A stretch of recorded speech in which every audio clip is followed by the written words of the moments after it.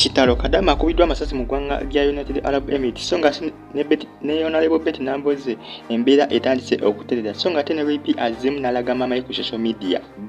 social media endozi bazzeemu ne bamutabukira lwa nsonga evudde ku ki ngenda kuba nkuwadde ezi maaso ngenda kusaba subscribing ate olakinge video so nga n'omuyimbi yabadde afudde ow'amaanyi munaye wakuzikibwa akadde konna byonna mbirina mugaliro nkwaniriza ku Fadi TV wiki ngenda kusaba subscribing ate olakinge video comment section buli aba ko kyotesa okachwabula ku video eno ojja kuba ofuna ebisinga kasitona likinga ka video kano ate n'osigala nga onfollowing ojja kufuna amawulire agajja ku update nga agajja kutusako biki ebitambula mu ggwanga lyaffe Tandise neki tandise n'abavubuka babiri bano bafiiriddwa mu naye sente zibadde empiririvu ennyo era nga babafeze babayita bapaminiamu consultancy bano kugamba abadde befudde nnyo bakapinsa mukulabika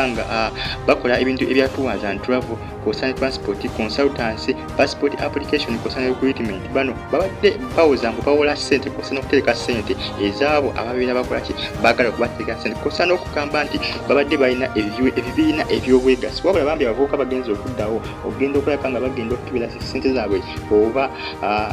kugamba oba sente zaabwe baziina bagenza okuddayo nga se bano bagaddewo dda nga bagenze so nga bataddewo ne akapande akabagamba mbu babeebaza nnyo kubanga bakolaganye nabo ebbanka byonna naye nga ate balaga bali closed nga balaga nti bagaddewo bano balaga nti bakyusiza ekifo kyonna kibadde kikalu oluvannyuma poliisi bambi ezeewo ne bawooyawooya okulabika nga bambi ebakkakkanya wabula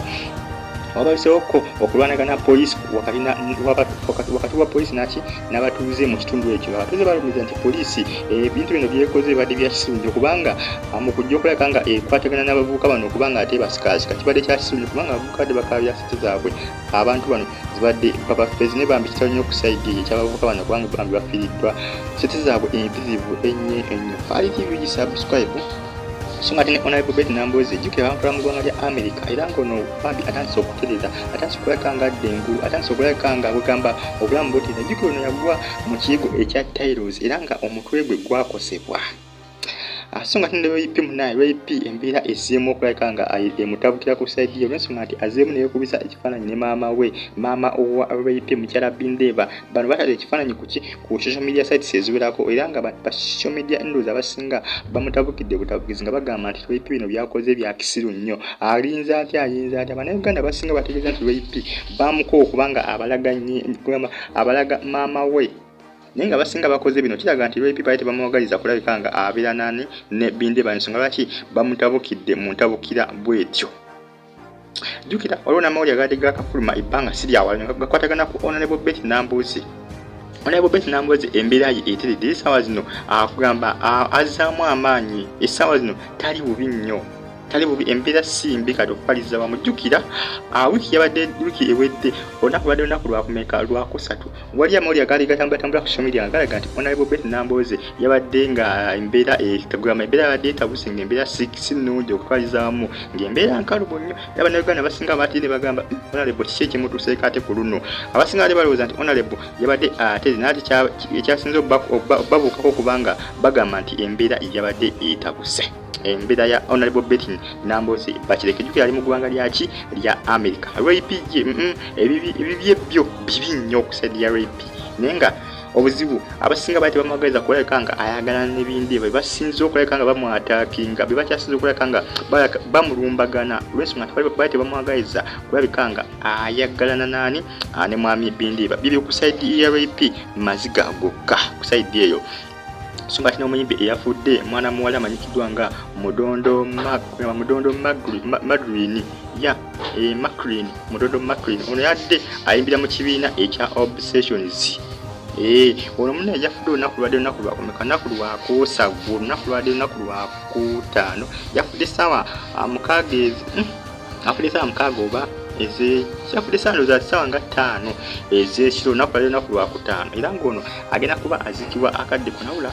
abayimbi bangi nnyo beegasse okulabika nga bagenda okuziika omuyimbi ono ekibiina kya Obsessions kyonna kyegassiwamu okulabika nga kigenda bamuziiki mu nnyumba ye ey'oluberera mwana mulala Mulondo Maclean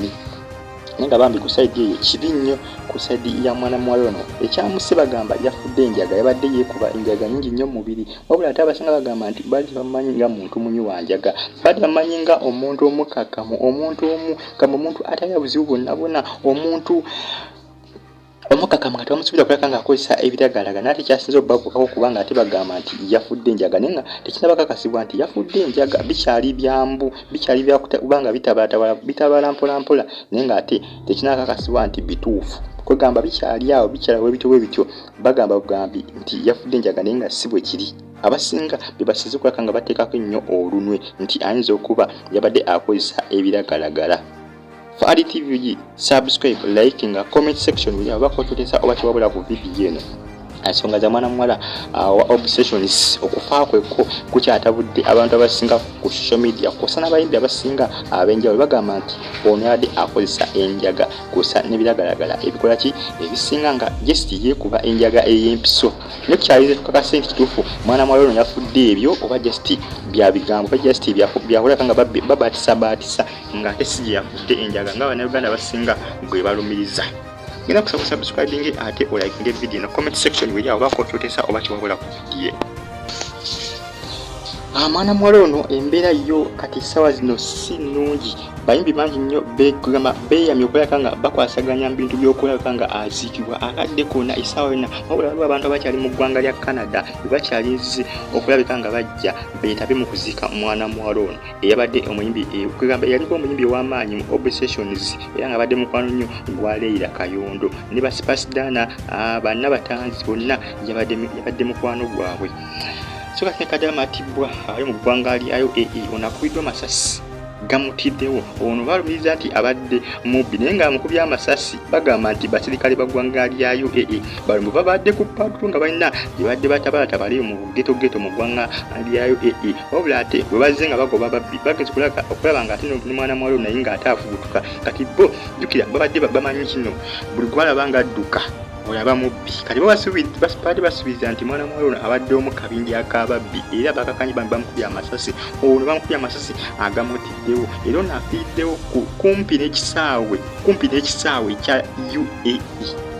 ekisaawe kya United Arab Emirates ekyennyonyi kugamba eky'eggwanga eryo bakubire mwana muwala ono Amasasi kyenyamisa ku sedi naye nga bambi kitalo ekya mwana muwala ono akubiddwa Amasasi amanyikiddwa nga Nakate Ajarwa ono abadde Munnayuganda myaka 29 egy'obukulu